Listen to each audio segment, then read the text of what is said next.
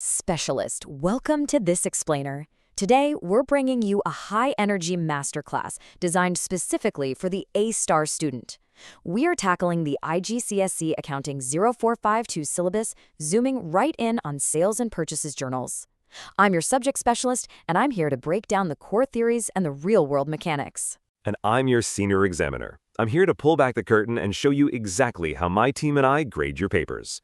We're going to dissect the advanced technical methodology, figure out exactly where students bleed marks, and show you how to secure those top band scores. So, let's get right into it.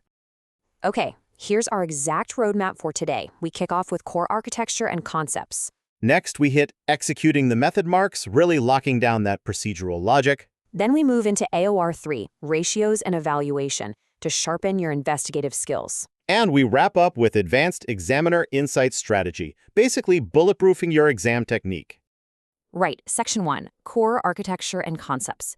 Let's establish right off the bat that this module is the absolute foundation of high-level financial intelligence. It's not just basic data entry, guys. It's the architectural blueprint of the entire business. Okay, let's dive into this. Are you overstating your profits?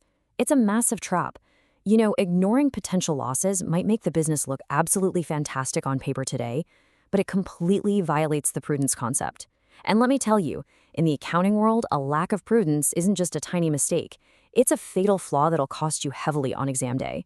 Right. To truly understand this, we've got to ground ourselves in the prudence concept and the historical cost principle. Prudence essentially dictates that we must never overstate our profits or our assets, and we have to actively account for potential losses. You pair that with the historical cost principle, which basically says assets should be recorded at their original purchase price, not some inflated current market value, and you ensure absolute integrity in your records. And why does this actually matter for your grade? Well, because interested parties like banks, tax authorities, and investors rely entirely on this exact transparency to make critical decisions. If your fundamental records are artificially inflated, the whole structure just crumbles, and your AO3 evaluation marks are going to reflect that lack of understanding. Now listen closely, because this is vital. Under the new syllabus 2028 to 2030 updates, Cambridge has aggressively transitioned to modern international terminology. If you write bad debts in your exam, you're living in the past and you will lose marks. You have to use the term irrecoverable debts. And capital? That's officially owner's equity now. My marking team demands 100% accuracy on this. Update your vocabulary today, or you're just leaving easy marks on the table. So, the bedrock of our subject is this fundamental truth. Assets equal liabilities plus equity. This isn't just some abstract formula you memorize, it's the absolute grounding reality of double-entry bookkeeping. Maintaining this accounting equation and deeply understanding the absolute duality of every single transaction during the fiscal period is non-negotiable for an A-star candidate. Every debit literally must have an equal and opposite credit. Let's transition over to Section 2, executing the method marks. I really want to talk about procedural logic here, because in the high-pressure environment of the exam room, even if your final calculated balance is totally wrong, you can still salvage crucial points if you understand the grading architecture and know how to play the game. Let's work through a complex transaction to see this in action. Imagine a business buys $5,000 worth of inventory on credit, but then returns $1,000 of it because it's damaged. The journey of that data is what really matters. It starts with the source document, the initial purchase invoice, followed by a credit note for the return. From there, it flows into the books of prime entry, the purchases journal and the purchases returns journal. Exactly. And this is exactly where those method marks come into play. As a grader, I'm tracking your logic. If you correctly list the initial invoice in the purchases journal, boom, that's a mark. When you transfer that total to the purchases account in the general ledger and post to the individual supplier accounts, I'm scrutinizing your T account structure. Even if you accidentally write 5,500 instead of 5,000, if you show the correct logical flow from prime entry to the T account and finally carry that incorrect figure to the correct side of the trial balance, I can still award you method marks. You're being rewarded for the process, not just the final math. Now, what's really interesting here is mastering the art of balancing. It's absolutely crucial. There is a distinct, non-negotiable difference between the balance carried down at the end of the current period and the balance brought down to kick off the new period. The carried down figure is your closing plug to make the two sides balance. The brought down figure, that's the actual opening reality for the next month. Examiner, Mixing these up is what I call a classic unforced error. I see students every single year calculate the correct balance, but then they put the brought down figure on the wrong side of the ledger, or they just forget to bring it down entirely. If you don't bring the balance down below the totals line, you lose the specific mark allocated for balancing the account.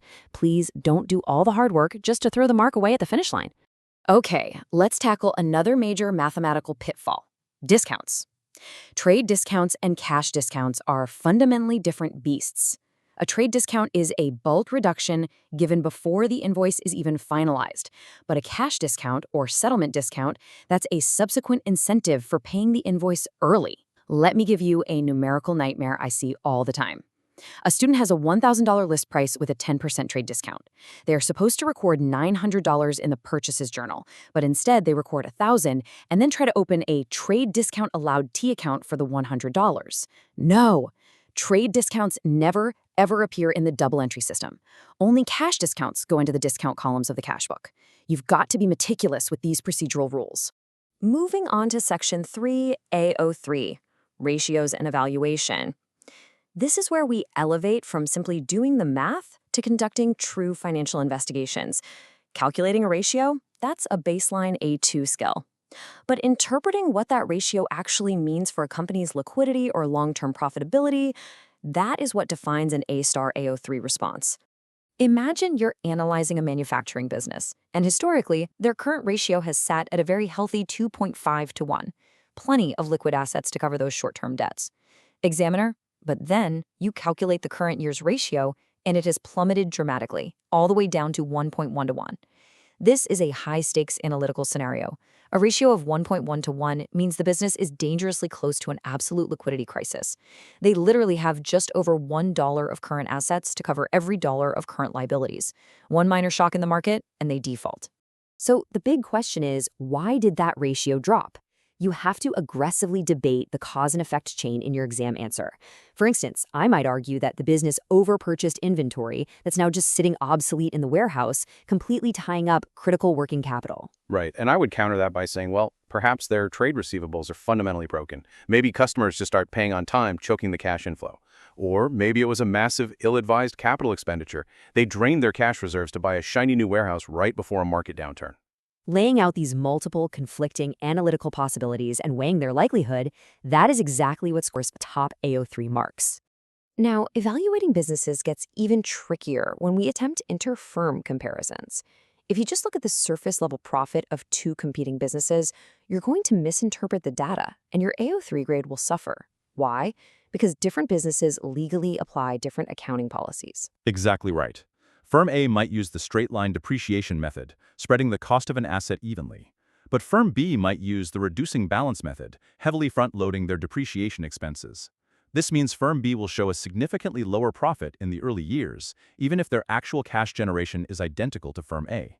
You simply cannot take numbers at face value. You have to investigate the underlying accounting policies. So the crucial point is that the true quality of profit extends far beyond the ledger.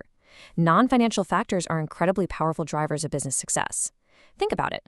If staff morale is toxic, turnover increases, leading to massive recruitment costs down the line.